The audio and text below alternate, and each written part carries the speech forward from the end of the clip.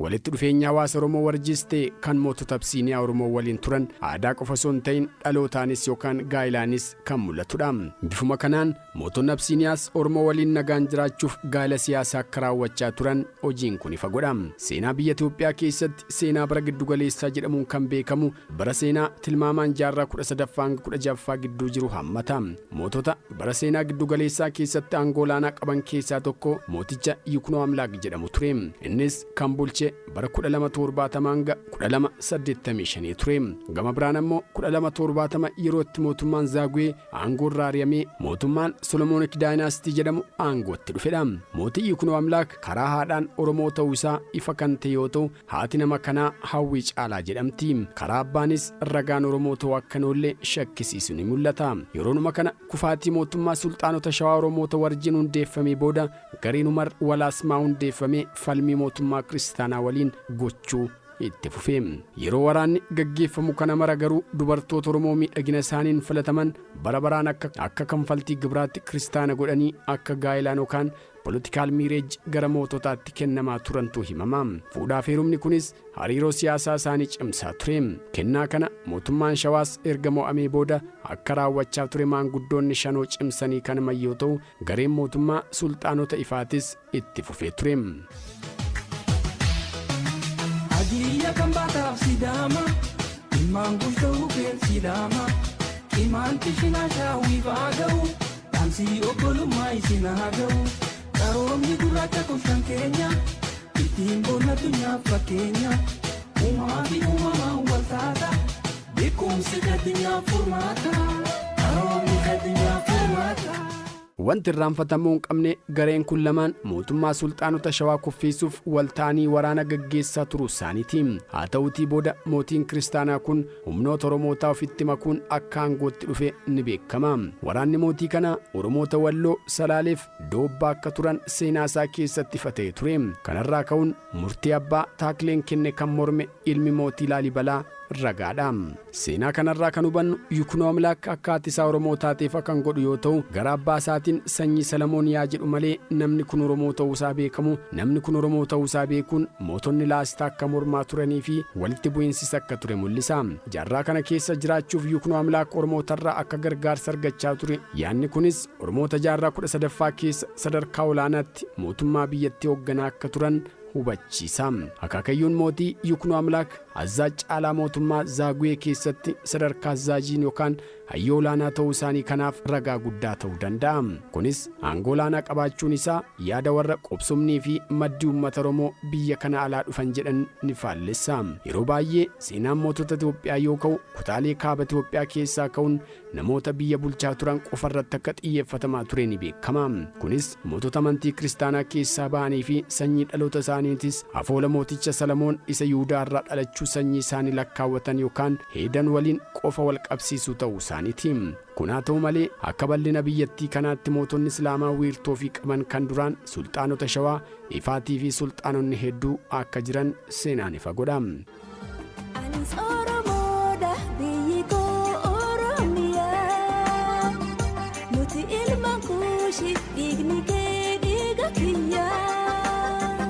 أنا اسمي نوبي وفي الجنوب كان الميلاد عنواني بيتي ونوبة بيت عزي وامجاد بتحب لك كل القلوب رغم البؤاد. Mootota Itoophiyaa bebbeekamuu fi namoota seenaa keessatti ciccimoo ta'anii fi hangawoota keessaa dhaloota isaanii Oromoo fi Oromootti maxxanuun kan aangoo biyya kanaa qabatanii hanga dhuma jaarraa 17ffaa keessatti mootummaa kiristaanaa wajjin tokko ta'uun hojjetan yookaan jiraatan tokko tokko fudhannee mee haa ilaallu. Inni duraa mootii Yiknoo Amlaaq yoo ta'an, mootichi kun haati isaa intala Azzaaj Caalaa kan taate Giiftii Hawwii Caalaati. Innis aangoo kan qabate bara 1270 keessa yoo ta'u, aangoo mootummaa kan qabachuu danda'e Oromoota Booranaa yookaan Walloo, Salaalee, Mogor, Meettaa, Adaa, Torban, Walloof maatii isaa wajjin waraana Oromoo fi Amaarinnaa kan Nuubiyaarraa dhufan gargaaruun akka ture dubbatama. Akaakayyuun isaa Azzaa Caalaan nama beekamaa abbaa waraanaa ta'uun isaa kan isa gargaare yoo ta'u, Yuknoo Aምላak karaa haadhaan Oromoo Booranaa yookaan Walloo akka turee fi mootummaa dhuunfachuu akka danda'etu dubbatama. Kana malees gargaarsa luba beekamaa yeroo sana Abbaa Takleen muudamee gara aangootti akka dhufe gargaarsa Abbaan Taklee isaaf godhaniifis lafaaf qabeenya biyyattii keessaa siisoo yookaan 1/3 akka mana sagadaaf yookaan charchiif kennamu waadaa galee ture. Kunis hanga bara 1966tti seera biyya kanaa keessatti akka hojiirra oolu gochuun manni sagada Ortodoksii qabeenya biyyaaf uummata qooddachaaf gabbarsiisaa ture. Hariiroo Oromoo fi Absiiniyaa wal qabsiisnee yoo ilaallu Abbaa Libaanos kan jedhamu Molokseen Kiristaanaa baroota 890 keessa gara lafa amma Dabra Libaanos jedhamu dhufee amantii barsiisaa fi babal'isaa kan ture yoo ta'u, abbaa biyya kanaa kan ture Horaan akka barattoota isaa ajjeeseef isaaniinis achi akka ari'e yookaan kaasee seenaa isaanii keessatti ifa ta'e ture. Maqaan Horaa jedhu kunis Oromoonni naannoo sana akka turan ifa kan godhuu fi Daamot mootummaa dursee achi kan ture ta'uu ifa godha. Molokseen kun osoo hin dhalatiin dura mootii lammii kan Daamot bulchaa ture wal qabate yoo ta'u, haati Moloksee kanaa mootii lammiin booji'amtee akka namni kun ishee fuudhee seenaa dhalootaa fi raajii yookaan gadi Abbaa Taklee keessatti kan beekamudha. Booda gara biyyaatti deebitee Abbaa Taklee akka deessee kan dubbatamu yoo ta'u, Abbaa Takleen kan dhalatan bara 1198 akka ta'eef kan du'an ammoo bara 1297. Namni kun osoo hin dhalatiin dura mootii lammii kan jedhamu naannoo Daamot yookaan Sulxaanota Gojjam, Shawaa Kaabaaf Shawaa Lixaa, Wallaggaa Ba'aa hanga Kibbaatti walitti qabuun kan bulchaa turedha. Kunis uummanni Oromoo durumaa kaasee biyya kana keessatti jiraataa ta'uu isaa malee iddoo baay'eetti qoodamee mootummaa sirna gadaa mootummaa abbaa aangoo tokko sulxaanotaan of bulchuun jiraachaa kan ture akka ta'e ragaa agarsiisudha. Kun sirna gadaa fi sadarkaa siyaasa olaanaarra ga'ee kun ammoo mootummaan bulaa yookaan moonaarkii irra akka ture kan mul'isudha. Kanaan wal qabatee Abbaan Taklee guddatee luba olaanaa yoo ta'u, gara mootii lammii deemuun akka mootichi uummata isaa amanticha akka fudhatan barsiisanii cuuphaa taasisaniif dubbatama.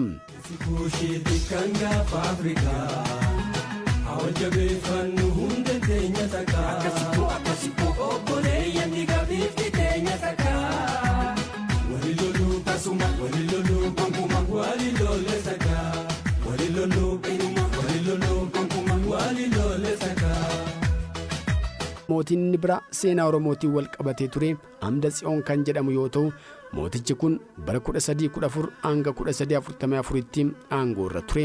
Bakki dhaloota isaa immoo naannoo Walloo Kibbaa ta'ee akaakayyuu mootii Yuknoo Aምላak nama turedha. Namni kun akkuma akaakayyuu isaa haati warraa isaa intala Oromoo kan taatee fi maqaan ishee Jaan Mogos Daadhii nama jedhamtudha. Amda Tsiyoon nama Musliimotaa fi Oromoota naannoo Walloo, Daawwaroo, Raayyaa fi Faat irratti duula guddaa gaggeessee dhumaatiif saamicha guddaa irratti raawwatedha. Mootiin kun yeroo isaatti nama kitaabota hedduu barsiisee raabsaa ture yoo ta'u, barreeffama kana mormuun mana sagadaa kiristaanaan walitti akka bu'e ni dubbatama. Ajiyya kan baataaf Sidaama, ilmaan guutuu keen Sidaama, imaanti shinaa shaawwiif haa ga'u, dhaamsii obbolummaa isin haa ga'u, qaroomni gurraacha kuushan keenya, ittiin boonna addunyaaf fakkeenya, uumaa fi uumamaan wal taata, beekumsi addunyaaf furmaata, qaroomni addunyaaf furmaata.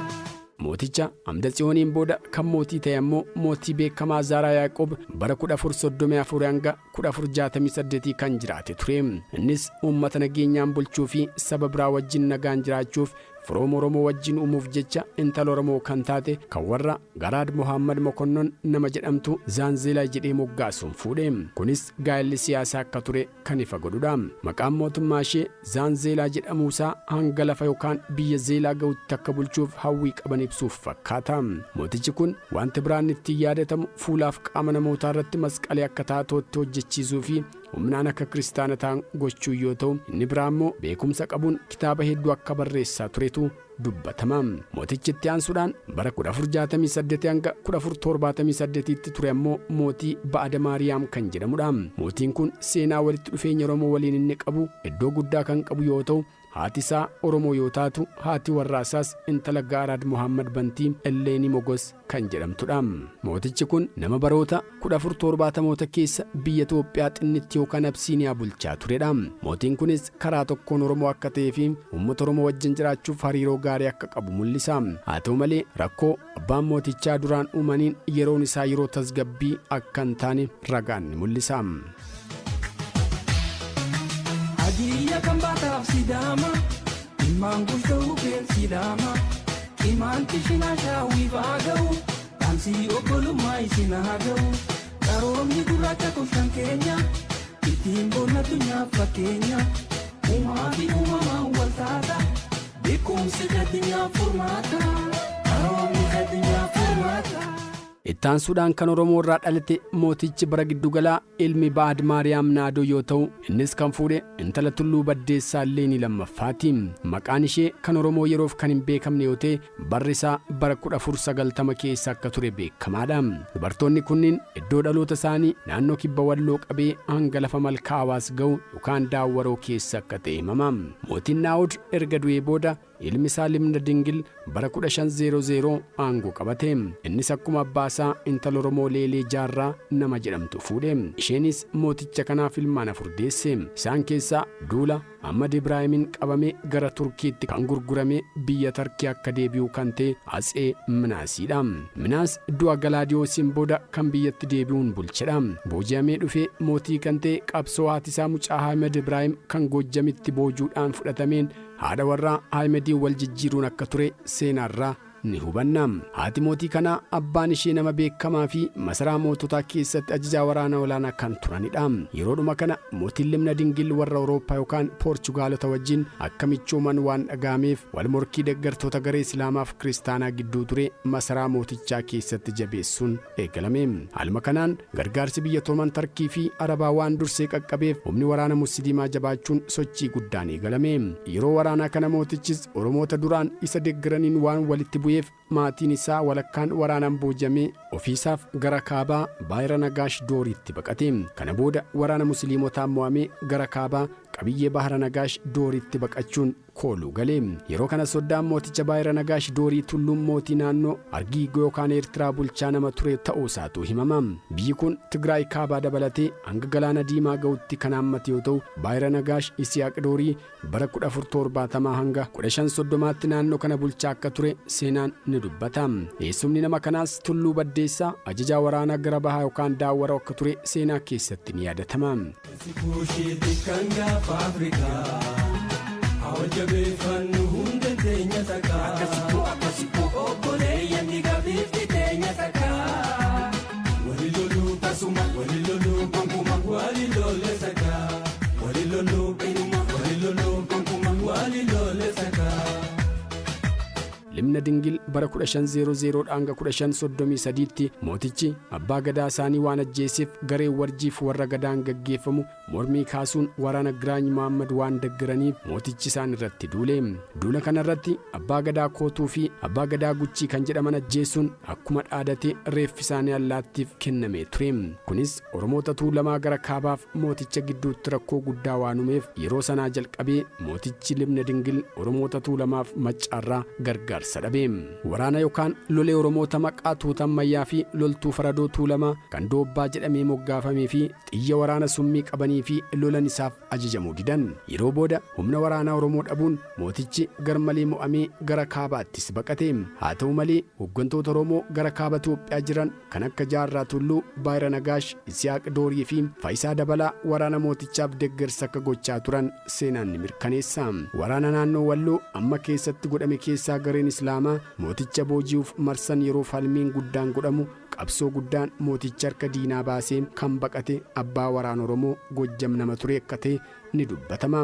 Guyyaadhuma kana maatiin mooticha akka booji'amanii fi kun musliimotaan akka booji'aman ta'e ilmi mooticha Minaas garuu boojuu kanaan gara Zeelaaf Zaabidiitti gaggeeffame akka gurgurame ni beekama. Awwajabeeffannu hunda teenya takkaa akkasitti obboleeyyan dhiigaafifti teenya takkaa wali loluu tasuma wali loluu gonkumaa wali lolee takkaa wali loluu qinuma wali loluu gonkumaa wali lolee takkaa.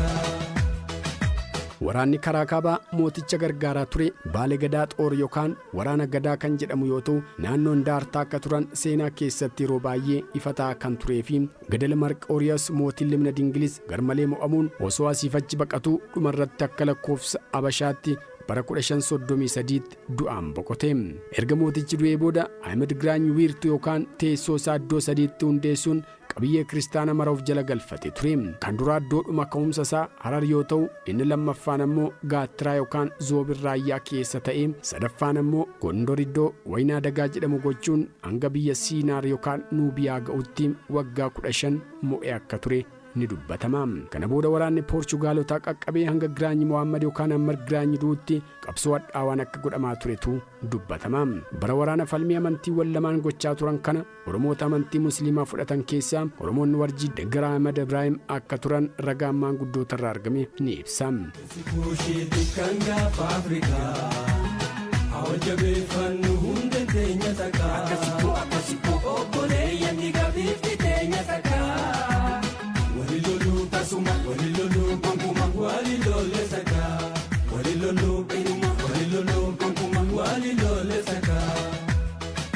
Limna Dingiliin booda ilmi isaa Galaadiyoos umuriin isaa guutuu Poorchugaalota wajjin ta'uun Oromootaa fi sulxaanota Islaamotaa iddoo adda addaatti gurmaa'anii fi Oromoota sirna Gadaan socho'an waliin osoo falmuu bara 1543 Ansookiyaa yookaan Manzeetti akka du'e ni beekama.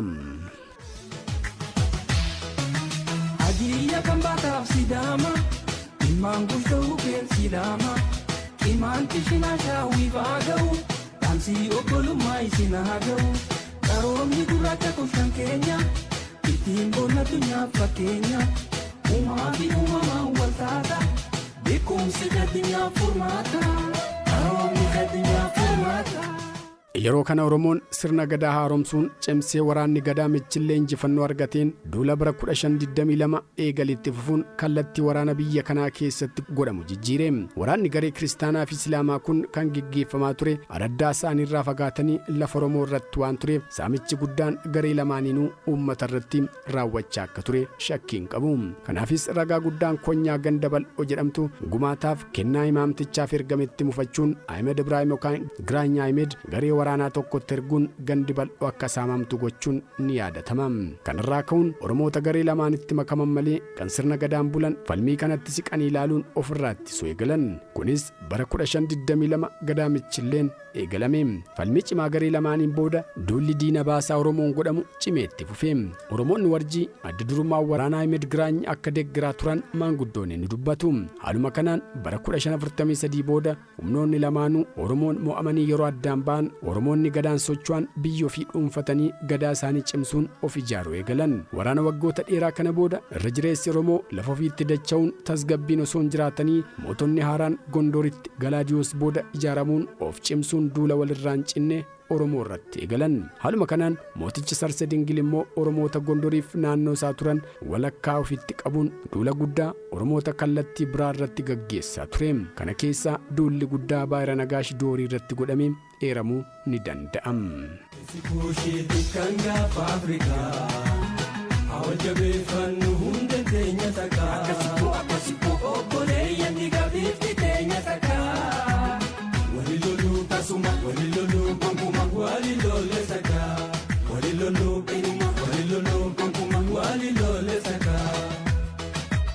Egaan kabajamtoota dhaggeeffattoota keenyaa qophiin Gola Oromiyaa keenyaarraa kanumaan gammaatti dhaggeeffattan kana ture.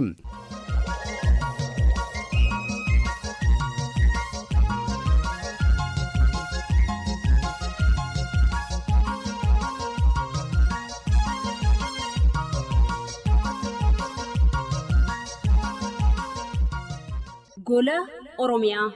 Qophii Gola Oromiyaa dhaggeeffachuun qabeenya dilbii bakkeewwan seenaa qabeeyyii wantoota uumamaaf namtolchee Oromiyaan qabdu waliin wal baruudha. Golli Oromiyaa dahoo waan hedduuti. Qophii kanaanis dahoowwan Gola Oromiyaa odeeffannoo saaqnee isinitti mul'isna. Gola Oromiyaa.